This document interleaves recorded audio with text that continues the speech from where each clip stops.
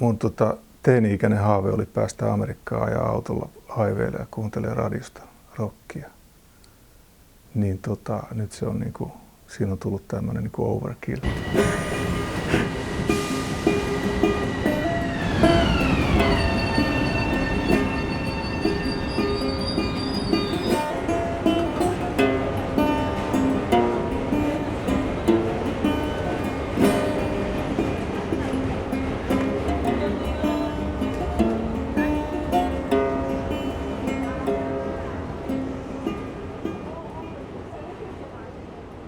Kartalta löytyi semmoinen paikka kuin Heinola ja sinnehän oli pakko sitten mennä ja sinne ajettiin niin kuin päivädulutista.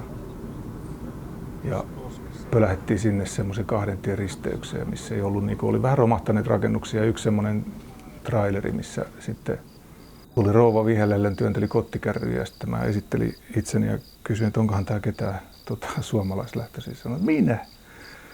Että minä olen Marja-Liisa.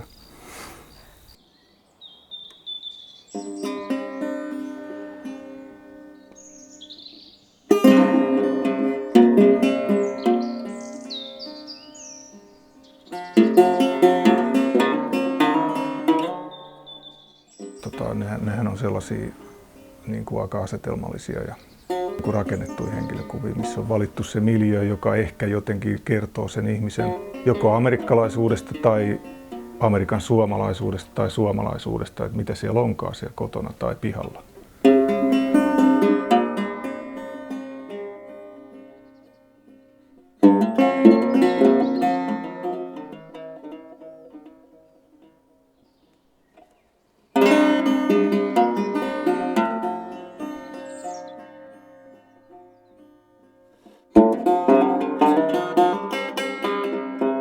No, mun se kuvaustekniikka on siis ollut filmille keskikoon kameralla ja sitten on niinku 10 ruutua per rulla.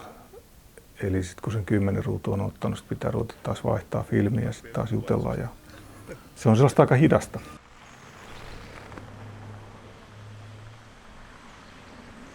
Meillä on, kun meidän perheessä on aika paljon, siis sen lisäksi, että mun äidin sisarukset, siis veli ja sisko lähti sinne siirtolaisiksi. Niin sen lisäksi mun veli on opiskellut siellä ja hänellä on amerikkalainen vaimo. Eli siis meidän on ollut aika vahva Amerikka-suuntaus perheessä.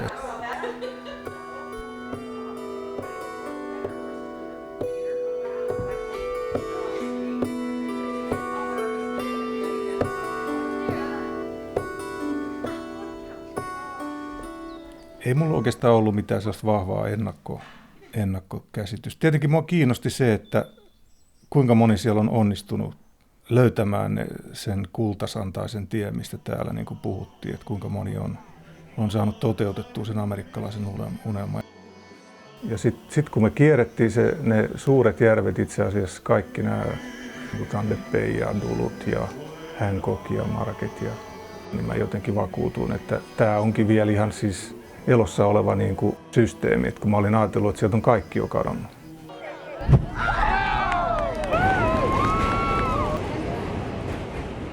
Tässä ollaan sitten, että nyt on niin kuin toistakymmentä matkaa takana ja siis satoja tapaamisia ihmisten kanssa. Tämä niin kuin kasvoi tehdessä tämä homma aika nopeasti, aika isoksi. Sitten mä jossain vaiheessa ajattelin, että eihän mä nyt voi niin kuin jättää tätä kesken, että mun täytyy mennä vielä sinne. Ja sinne, niin kuin, että Sointulas piti päästä käymään ja Alaskas piti päästä käymään. Ja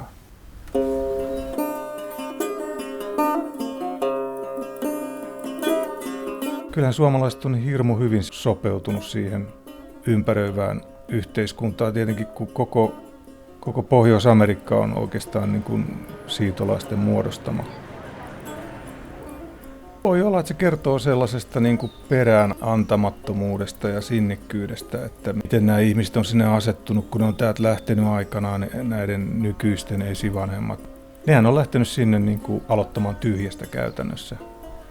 Ja kovalla työnteolla päässyt lopulta kiinni siihen unelmaansa ehkä mikä heillä on ollut.